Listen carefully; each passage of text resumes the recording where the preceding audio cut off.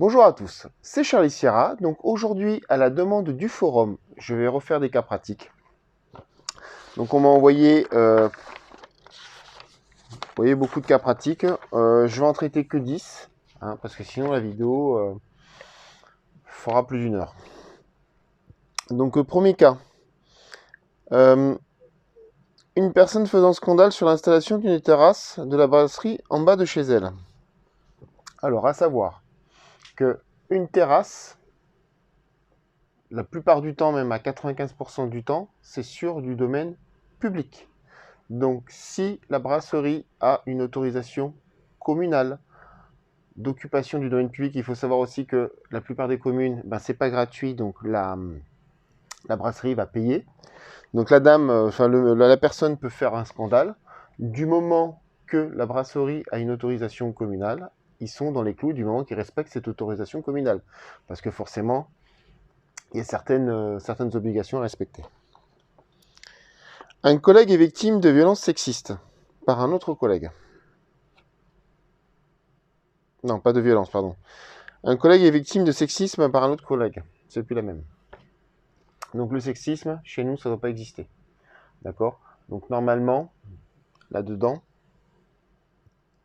faut déjà le signaler au chef de service, techniquement, de façon à ce que l'agent qui ait commis les actes sexistes, entre guillemets, sexisme, racisme, c'est pareil. Le process, c'est le même. On ne peut pas les autoriser chez nous. On est tous des agents. Il faut des hommes, des femmes, des blancs, des noirs, des jaunes. Il faut de tout. Il faut de tout pour qu'on puisse fonctionner correctement. Donc ça, ce sont des choses qu'on ne doit pas laisser passer.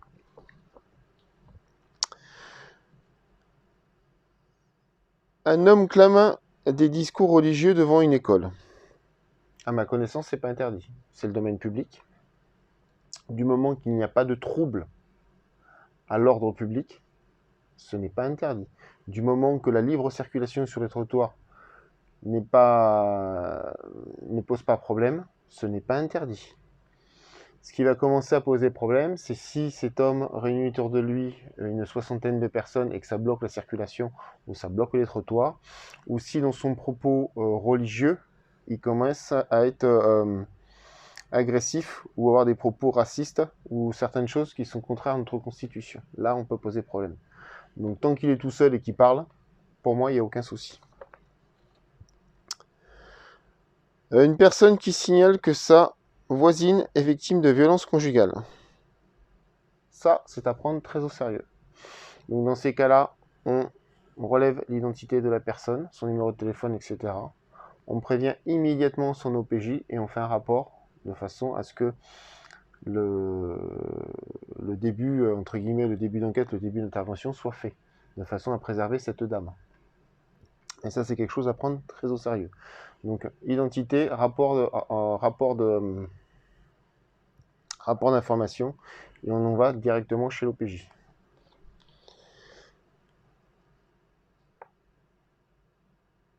Point fixe de circulation lors d'une course de vélo, en partenariat avec la police nationale. Un automobiliste se présente à moi, disant qu'il est pressé et me demande de le laisser passer, car les coureurs sont encore loin, que faites-vous ? Bon, on ne laisse pas passer, on ne sait jamais s'il y a un problème de sécurité.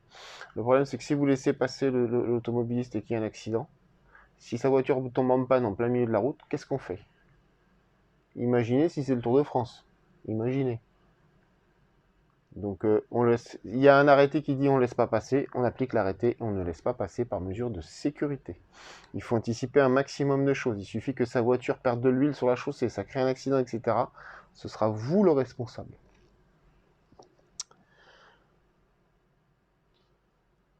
Vous apercevez une voiture qui zigzague, vous l'interpellez. La fenêtre se baisse, vous reconnaissez votre chef de service. Il sent la colle et une odeur de stup. Que faites-vous ? Venez pas m'arrêter, hein. Non, je rigole. Là, c'est un choix cornélien. Il faut savoir que, en tant que chef de service, déjà en tant que policier municipal, on doit montrer l'exemple. En tant que chef de service, on doit encore plus montrer l'exemple. Là, c'est un choix qui est très, très compliqué. Tout dépend pourquoi il s'est mis dans cet état-là aussi, je dirais. Ça revient un peu à la problématique de l'alcoolisme qu'on avait eu, qu'on m'avait demandé de traiter au niveau d'un service. Si il consomme de l'alcool, s'il consomme des stupes, c'est qu'il a un problème dans sa vie. En dehors de ça, il y a la dangerosité du code de la route. Donc là, moi, je vous dirais, si c'est quelqu'un s'il a déjà pris du stup et qui sent l'alcool, c'est quelqu'un qui est habitué. Donc c'est déjà un gros problème. Donc je pense que ce sont des problèmes qui auraient pu être déjà décelés en amont au niveau d'un service pour éviter de se retrouver dans une situation comme ça de crise. Donc dans ces cas-là, on ne se mouille pas, hein. On appelle l'OPJ de car et il faut prévenir le maire. Parce que dites-vous bien que cet homme-là vous commande, et si il n'est pas à 100% de ses capacités quand il vous commande, déjà il pourra même vous blesser.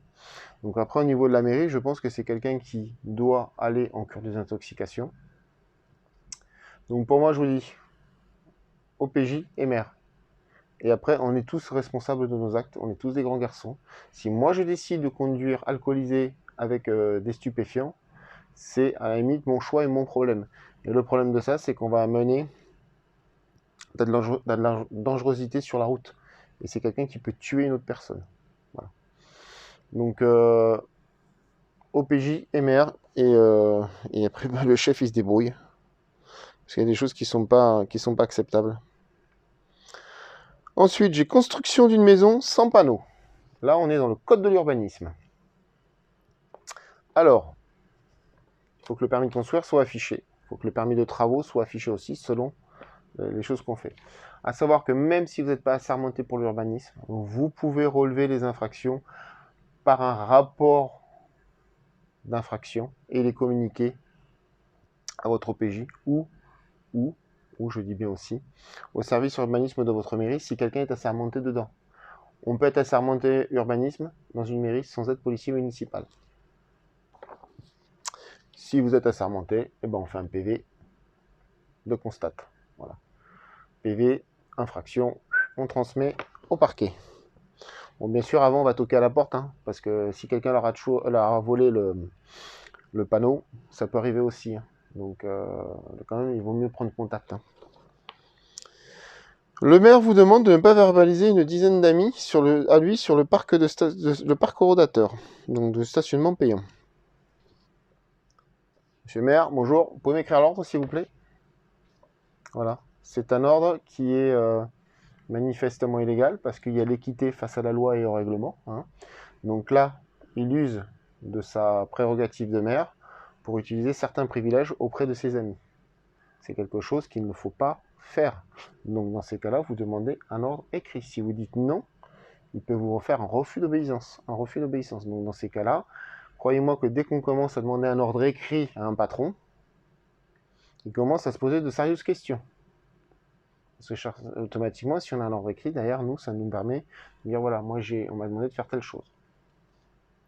Et de se justifier. Une femme crie à l'aide dans une maison avec un jardin clos. Que faites-vous? C'est une propriété privée. Vous rentrez ou pas? Je rentre. À l'aide, au secours. À l'aide, au secours.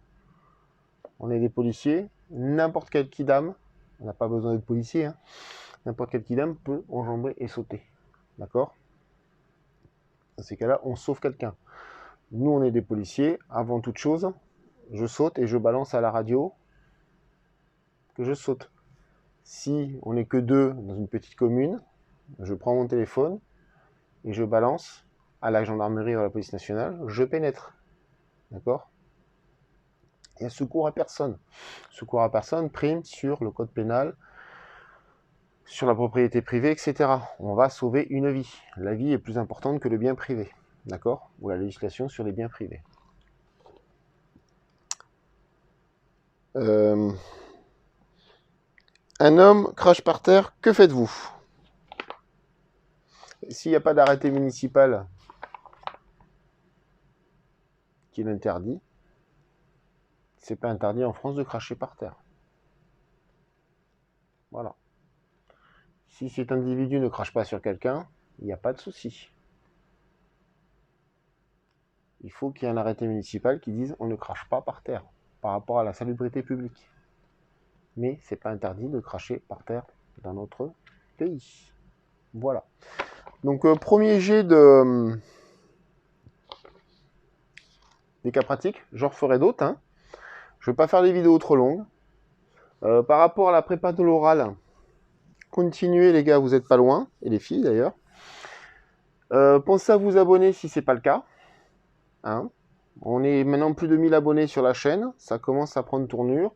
Venez nous rejoindre sur le forum avec des questions-réponses où j'essaye toujours de répondre avec les articles de loi, la veille juridique pour qu'on avance aussi au niveau du concours. Hein. Donc bientôt, je vais commencer à aussi aborder des sujets un peu plus, un peu plus compliqués, type caméra piéton, etc. Également aussi pour ceux qui veulent préparer le concours de chef de service, et puis même pour le concours de gardien, avoir une veille juridique sur les caméras piétons, c'est bien aussi. Donc c'était Charlie Sierra sur la chaîne Prépa Concours, je vous dis à bientôt, et bonne révision.